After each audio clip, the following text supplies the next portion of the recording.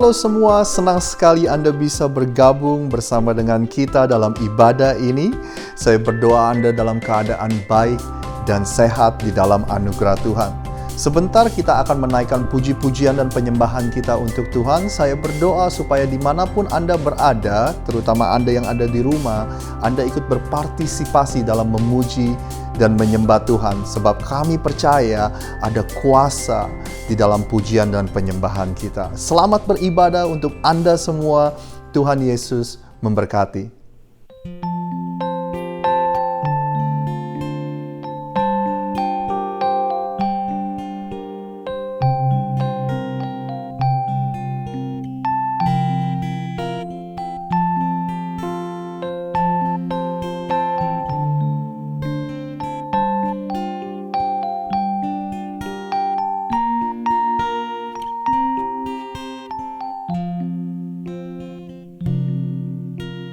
Bila kau rasa gelisah di hatimu, bila kelam kabut tak menentu hidupmu, ingat masih ada seorang penolong bagimu. Yesus tak pernah jauh darimu.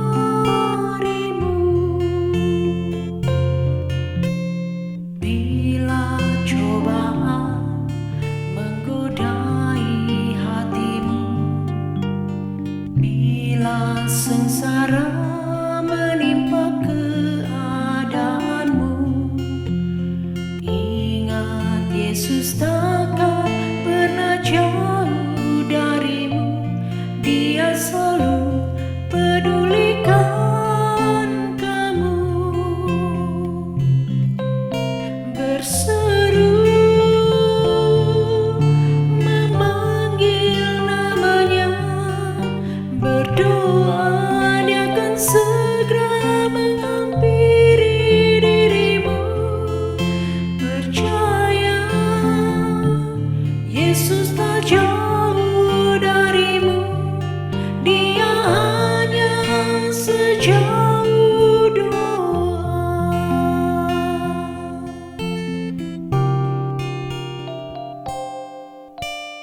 Bila kau rasa gelisah di hatimu, bila kelam kabut tak menentu hidupmu, ingat masih ada seorang penolong bagimu.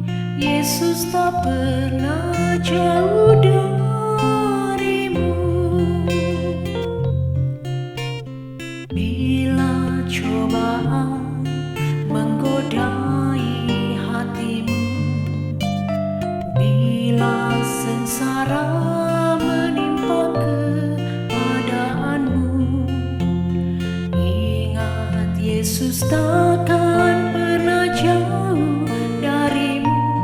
Dia selalu pedulikan kamu. Berseru memanggil namanya, berdoa dia akan segera menghampiri dirimu. Percaya Yesus tak jauh darimu, dia hanya sejauh doa. Berseru memanggil namanya, berdoa dia akan segera menghampiri dirimu. Percaya Yesus tak jauh darimu, dia hanya sejauh doa. Dia hanya sejauh doa. Dia hanya sejauh doa.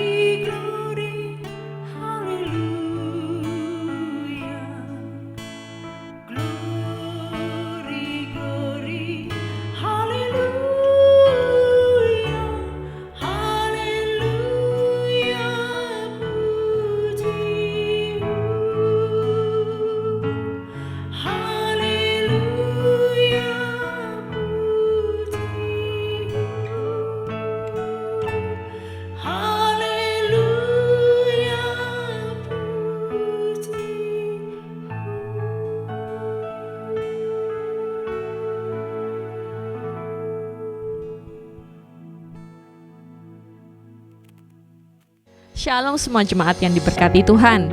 Terima kasih sudah memuji dan menyembah Tuhan bersama-sama dengan kami dan mengikuti ibadah online minggu ini.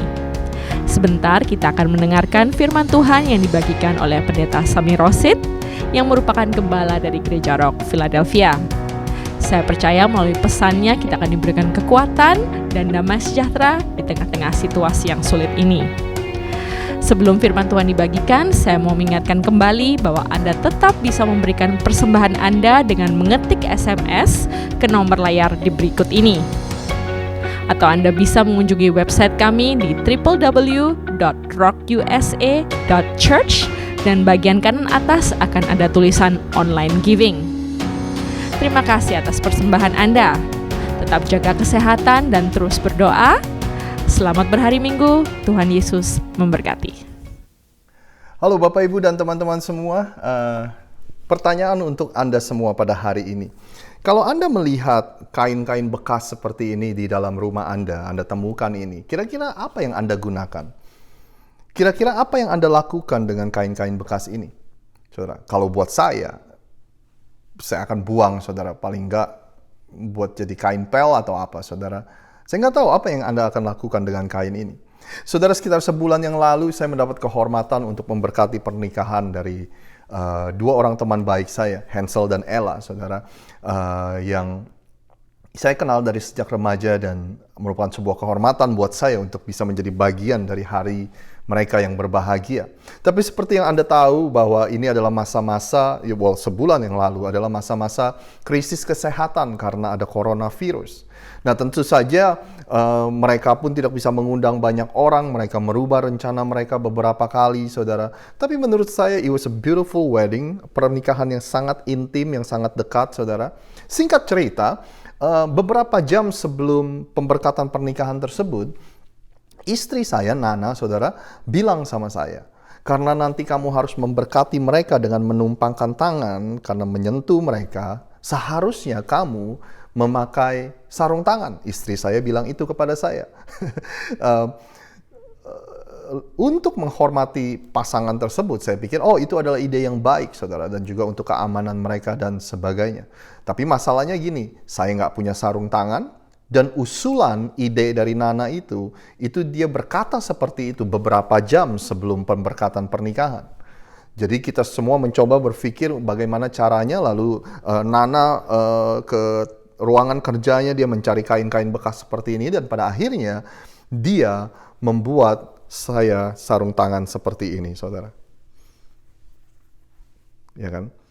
Sekali lagi, saudara, sesuatu yang kita anggap tidak berguna, sesuatu yang kita mau buang, tapi di tangan seseorang yang bisa menjahit, dia bisa membuat sesuatu yang berguna dan membuat sesuatu yang ada tujuannya, saudara. Nah, hari ini saya ingin menyampaikan kepada Anda firman Tuhan yang berjudul Nothing is wasted. Nothing is wasted, atau bahasa Indonesianya tidak ada yang terbuang, saudara. Tidak ada yang terbuang, tidak ada yang sia-sia. Kenapa saya ingin menyampaikan ini? Mungkin ada banyak dari Anda yang berpikir, wah, tahun 2020 ini benar-benar tahun yang gimana ya? Ya kan, tragedi demi tragedi terjadi. Pandemi kesehatan, orang sakit, orang meninggal, orang kehilangan pekerjaan, anak-anak nggak bisa sekolah, anak-anak nggak bisa wisuda. Belum lagi kita belum selesai dengan semua itu, kita sudah menyaksikan ada begitu banyak protes, kerusuhan di mana-mana, saudara. Bahkan saya bilang sama istri saya, Nana, bahwa saya nggak pernah mendengar berita kematian begitu banyak seperti tahun 2020 ini. Seakan-akan tahun 2020 ini kita mau cepet-cepet lupain, saudara. Kita pingin cepet-cepet lewatin. Ya kan, kita udah nggak mau inget-inget lagi. Seakan-akan tahun 2020 ini kita ingin buang dari ingatan kita. Kita ingin buang dari sejarah. Karena semua hal yang buruk yang terjadi, hal yang menyakitkan yang terjadi dalam hidup kita. Tapi hari ini saya ingin berikan Anda kabar baik. Bagian hidup dan pengalaman kita yang kita pikir buruk, yang kita mau buang jauh-jauh, yang kita nggak mau ingat-ingat lagi, Tuhan bisa memakainya. What we want to throw away, God wants to use. Apa yang kita mau buang, Tuhan bisa pakai. Kenapa? Karena bersama dengan Tuhan, tidak ada satupun pengalaman kita yang sia-sia, tidak ada satupun penderitaan yang kita alami itu sia-sia, saudara. Karena semua mempunyai arti, semua mempunyai makna, semua mempunyai tujuan.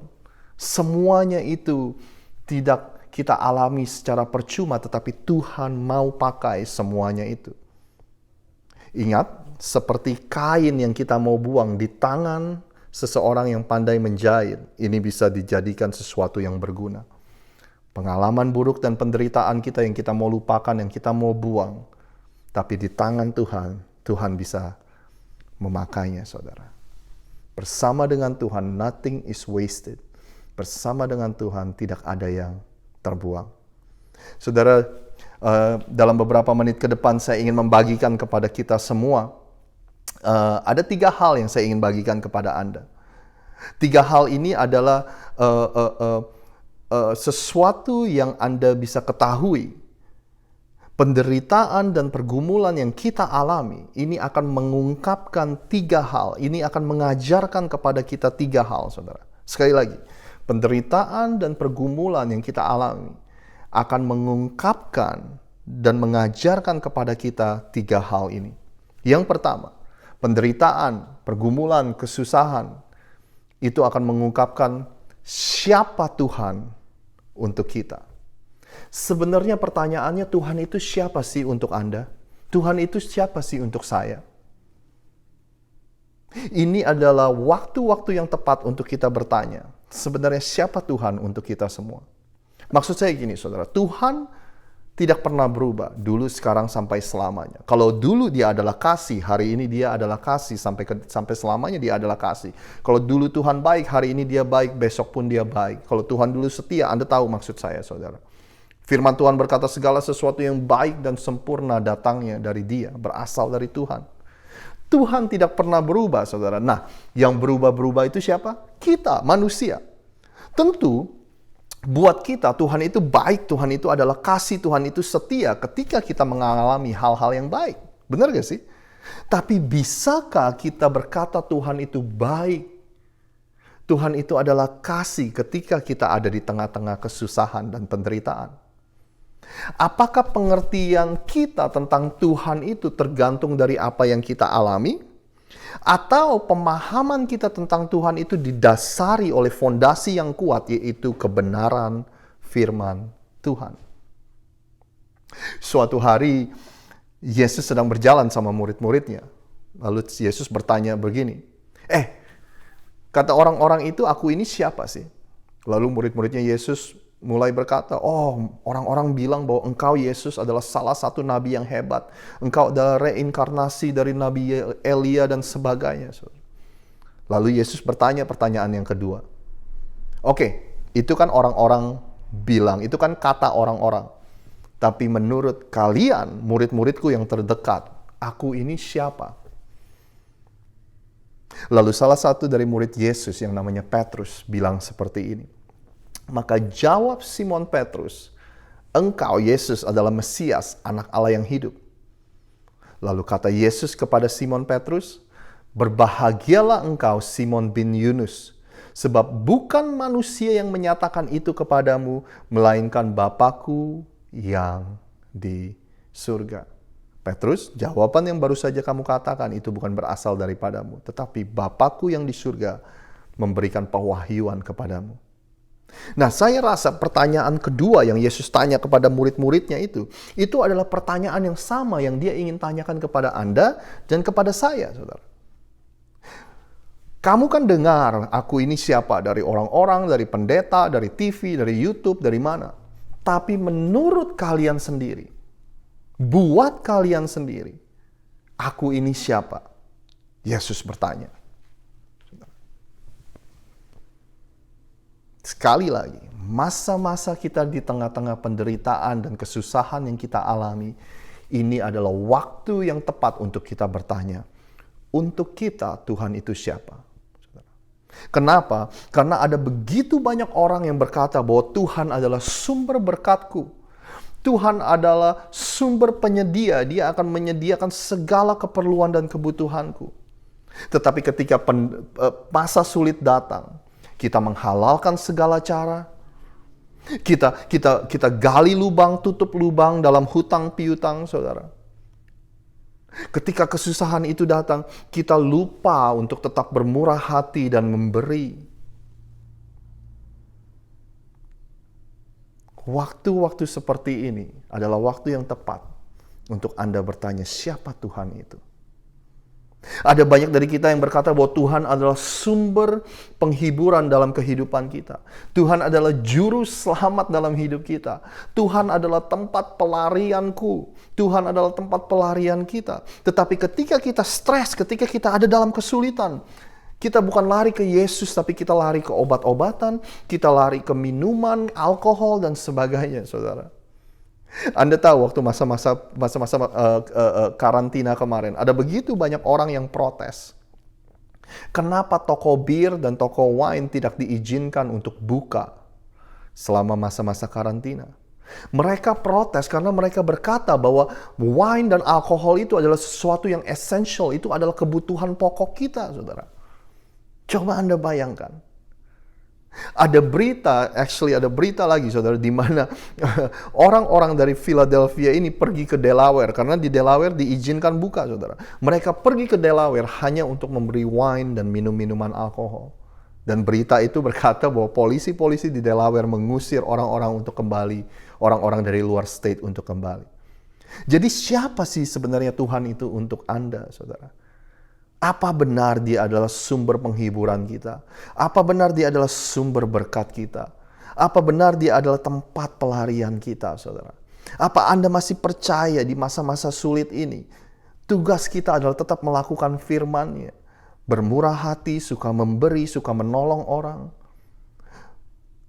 Kebutuhan kita dan keperluan kita, Tuhan sediakan. Yang kedua, saudara, masa sulit dan krisis, dan masa krisis, masa sulit, dan masa-masa kita mengalami penderitaan, itu akan mengungkapkan siapa diri kita yang sebenarnya. 2 Korintus 4 ayat 17 mengatakan, sebab penderitaan ringan yang sekarang ini mengerjakan kami kemuliaan kekal yang melebihi segala-galanya. Jauh lebih besar daripada penderitaan kami. Roma 8 ayat 18. Sebab aku yakin, kata Paulus, bahwa penderitaan zaman sekarang ini tidak dapat dibandingkan dengan kemuliaan yang akan dinyatakan kepada kita. Penderitaan yang kita alami tidak sebanding dengan kemuliaan yang akan dinyatakan kepada kita, saudara. Apakah kita percaya dengan firman Tuhan ini? Ini akan menunjukkan siapa diri kita yang sebenarnya. Apakah kita percaya dengan janji Tuhan? Apakah kita bisa jadi orang yang memegang teguh janji Tuhan tersebut, saudara? Penderitaan dan kesusahan akan mengungkapkan siapa diri kita yang sebenarnya. Dan bukan itu saja, saudara. Yang Anda perlu tahu, ada begitu banyak orang di sekeliling Anda yang memperhatikan Anda bagaimana Anda meresponi penderitaan yang Anda alami. Respon Anda itu seperti apa kalau masa-masa sulit itu datang? Because how you handle pain is a great witness to the world. Bagaimana kita meresponi penderitaan yang kita alami, itu akan menjadi saksi yang luar biasa bagi dunia di sekeliling kita. Respon Anda ketika Anda ada di tengah-tengah penderitaan, itu membuktikan kepada dunia iman Anda itu seperti apa sih. Seorang pastor yang bernama Rick Warren berkata, if you don't know what you're willing to die for, you will never truly live. Kalau kita nggak tahu hal-hal apa saja yang kita rela bela sampai mati, maka kita nggak akan tahu apa tujuan kita hidup. Pertanyaannya gini, saudara. Iman kita kepada Yesus itu nilainya berapa sih? Harganya berapa sih? Apakah begitu berharga sampai-sampai kita rela menukarnya dengan kehidupan kita? Seberapa berharga iman Anda dan saya kepada Yesus? Kalau kita ingat-ingat lagi orang-orang di gerejamu pada waktu gereja mula-mula, saudara, mereka dianiaya, dibunuh karena iman mereka. Kalau kita ingat-ingat lagi orang di negara-negara tertentu yang mati sebagai martir karena iman mereka, saudara. Itu membuat saya berpikir sebenarnya seberapa bernilainya dan berharganya iman kita kepada Yesus. Apakah kita rela memberikan hidup kita untuk iman percaya kita kepada Yesus? Kalau kita nggak tahu hal-hal apa saja yang kita rela bela sampai mati, maka kita nggak akan tahu apa tujuan hidup kita. Saudara, penderitaan dan kesusahan itu mengungkapkan siapa Tuhan untuk kita. Penderitaan dan kesusahan itu mengungkapkan siapa diri kita yang sebenarnya. Ini yang terakhir sebelum kita berdoa. Penderitaan dan kesusahan mengungkapkan realita dunia kita. Penderitaan dan kesusahan mengungkapkan realita dunia kita, saudara. Suatu hari Yesus berjalan sama murid-muridnya. Lalu mereka melihat ada seseorang yang buta sejak lahir. Murid-muridnya Yesus bertanya sama Yesus, "Rabi, siapakah yang berbuat dosa? Orang ini sendiri atau orang tuanya sehingga ia dilahirkan buta?" Saudara, sifat kita sebagai manusia, kalau ada sesuatu yang buruk yang terjadi, kita ingin menyalahkan seseorang atau menyalahkan sesuatu, saudara. Kita ingin melemparkan kesalahan kepada orang lain atau kepada sesuatu. Makanya murid-murid Yesus bertanya, sebenarnya ini dosanya siapa? Salahnya siapa? Punya dosa apa nih orang sampai dia lahir sampai dia lahir buta, saudara? Atau orang tuanya ini pernah dosa apa nih sampai anaknya buta dari lahir? Karena cara berpikir kita, karena kita pikir, saudara, cara dunia kita bekerja adalah seperti ini. Hal yang baik akan terjadi kepada orang baik, hal buruk akan terjadi kepada orang yang jahat, orang yang berdosa. Tapi bukan seperti itu cara kerja dunia kita. Lalu Yesus menjawab, bukan dia dan juga bukan orang tuanya, tetapi karena pekerjaan-pekerjaan Allah harus dinyatakan di dalam dia. Pekerjaan-pekerjaan Tuhan harus dinyatakan di dalam kehidupan orang yang buta ini. Yesus bilang cara kerja dunia itu tidak seperti yang kita kira. Hal baik terjadi sama orang baik, hal buruk terjadi sama orang jahat. Bukan seperti itu. Yesus mencoba menjelaskan kepada murid-muridnya, termasuk kepada kita, tentang realita dunia kita. Di dunia ini ada yang namanya dosa, saudara. Dan Yesus tidak membicarakan tentang dosa pribadi kita. Tapi Yesus berbicara mengenai dosa dunia, dosa global. Dosa umat manusia yang ada dari sejak zaman Adam dan Hawa. Jadi setiap kita melihat hal yang buruk yang terjadi dalam hidup seseorang, itu tidak selalu karena dosa pribadi atau dosa orang tuanya, saudara.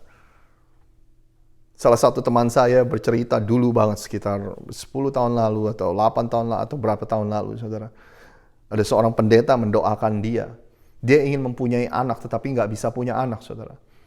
Dan yang dikatakan oleh hamba Tuhan itu adalah, kamu punya dosa apa? Kamu punya dosa apa? Tapi bukan selalu seperti itu, saudara. Sesuatu yang buruk bukan karena terjadi dosa pribadi, tapi karena memang dunia ini tidak sempurna, ada dosa yang masuk, ada bibit dosa yang masuk ke dalam dunia ini sejak awal mula penciptaan yang berasal dari Adam dan Hawa. Makanya kembali ke orang buta tadi, Tuhan bilang bukan dosa orang tuanya, bukan dosa dia, tetapi karena Tuhan ingin menyatakan, Tuhan ingin melakukan sesuatu melalui kehidupan orang buta ini. Tuhan ingin menunjukkan kepada dunia akan kuasanya. Tuhan ingin menunjukkan kebesarannya kepada dunia ini melalui hidup orang buta ini. Tuhan ingin menunjukkan kepada dunia bahwa kuasa Tuhan itu lebih besar dari kuasa dosa. Kuasa Tuhan itu bisa mengalahkan kuasa dosa. Itulah yang Tuhan ingin tunjukkan. Di Roma 5 ayat 17 dikatakan seperti ini. Sebab jika oleh dosa satu orang, maut telah berkuasa oleh satu orang itu, maka lebih benar lagi mereka yang telah menerima kelimpahan kasih karunia dan anugerah kebenaran akan hidup dan berkuasa oleh karena satu orang itu, yaitu Yesus Kristus. Paulus bilang gini, sebab jika oleh dosa satu orang, maut itu telah berkuasa. Paulus sedang membicarakan tentang Adam, saudara. Gara-gara satu orang ini, Adam, dosa itu masuk ke dunia ini. Sebelum Anda dan saya bisa ngomong, sebelum Anda dan saya bisa jalan, sebelum kita bisa melakukan apa-apa, ketika kita lahir ke dunia ini, kita sudah membawa bibit dosa ke dalam dunia ini. Saya tahu ini pasti mengecewakan Anda. Kenapa? Karena artinya cucu-cucu Anda yang lucu dan imut itu, ketika dia datang lahir ke dunia ini, dia membawa bibit dosa, saudara. Anak-anak Anda yang cantik, anak-anak saya yang cantik, yang cakep, dan semuanya, saudara, ketika mereka datang ke dunia ini, mereka datang sebagai orang berdosa. Anda mau tahu buktinya? Nggak ada yang ngajarin mereka untuk berbohong, tapi mereka bisa berbohong, saudara. Nggak ada yang ngajarin mereka untuk bisa egois, tetapi mereka bisa egois. Main, punya saya, saudara. Tapi puji nama Tuhan, ada yang lebih berkuasa dari yang namanya dosa. Maka lebih benar lagi mereka yang telah menerima kelimpahan, kasih karunia dan anugerah kebenaran, akan hidup dan berkuasa oleh karena satu orang itu, yaitu Yesus Kristus. Dosa tidak lagi berkuasa atas kita. Kasih karunia Tuhan dan anugerah Tuhan yang memampukan kita untuk berkuasa dan menang atas dosa. Saya tutup dengan ini, saudara. Kalau Anda pernah menyadari ini waktu Anda baca Alkitab, ketika ada orang sakit yang datang kepada Yesus, seringkali Yesus bilang sama orang yang sakit tersebut, "Dosamu telah diampuni." Kalau saya jadi orang buta yang datang kepada Yesus, saudara, saya akan bilang gini, saya nggak minta kamu ampun, Yesus, saya nggak minta engkau untuk ampuni dosaku, saya minta engkau bikin aku supaya bisa lihat lagi, ya kan? Orang lumpuh pasti akan bilang, saya minta Yesus untuk buat supaya saya bisa berjalan lagi. Tapi kenapa Yesus seringkali berkata terlebih dahulu, dosamu telah diampuni? Menurut saya ada beberapa alasan. Mungkin alasan yang pertama adalah dia ingin membuktikan, Yesus ingin membuktikan bahwa dia Tuhan. Karena cuma Tuhan yang bisa mengampuni dosa. Tapi alasan berikutnya, Yesus ingin supaya dunia ini tahu bahwa ada masalah yang jauh lebih besar dari hanya sekedar sakit penyakit. Akar dari segala permasalahan yang ada di dunia ini adalah dosa. Karena dosalah kita melihat segala macam penderitaan, sakit penyakit, kesusahan, krisis yang terjadi di dunia ini. Itulah realita dunia kita, saudara. Dunia yang begitu banyak ketidaksempurnaan di dalamnya, semuanya itu disebabkan oleh yang namanya dosa. Tetapi puji nama Tuhan, karena Yesus, kita semua adalah penerima warisan dari kasih karunia Tuhan yang berlimpah. Puji nama Tuhan karena Yesus kita adalah ahli waris dari anugerah Tuhan yang berlimpah sehingga kita diberi kuasa untuk menang dan menaklukkan dosa. Dan kalau Anda menyaksikan ini, Anda berkata, saya ingin menjadi penerima dari kasih karunia Tuhan, supaya saya dibenarkan, supaya saya berkuasa dan menang atas dosa. Jika itu Anda, orangnya yang berkata seperti itu, Anda bisa berdoa bersama-sama dengan saya. Bapa yang di surga, kami mengucap syukur Tuhan. Pada hari ini kami belajar Tuhan, bahwa penderitaan dan kesusahan yang kami alami di masa-masa ini akan mengungkapkan banyak hal tentang diri kami. Akan mengungkapkan apakah iman kami di dalam Tuhan itu benar-benar real, benar-benar nyata atau tidak. Akan mengungkapkan seperti apa iman kami di dalam Tuhan. Dan Tuhan, kami juga bersyukur hari ini kami belajar akan realita dunia ini.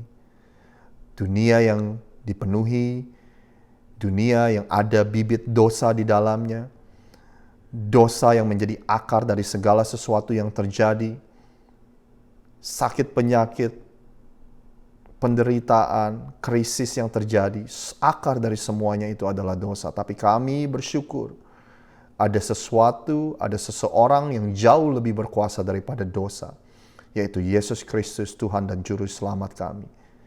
Oleh sebab itu Tuhan, hari ini kami ingin menerima kasih karunia-Mu dan anugerah-Mu yang berlimpah dalam hidup kami, sehingga kami bisa menang atas segala dosa di dunia ini, sehingga dosa tidak lagi menguasai hidup kami. Terima kasih Tuhan atas firman-Mu hari ini. Berkati setiap kami, lindungi setiap kami. Engkau limpahi kami semua dengan kasih-Mu. Di dalam nama Tuhan Yesus kami telah berdoa. Sama-sama kita katakan, amin. Terima kasih saudara sudah menyaksikan dan bersama-sama beribadah bersama dengan kita hari ini. Sampai jumpa dalam kesempatan lainnya. Tuhan Yesus memberkati Anda semua.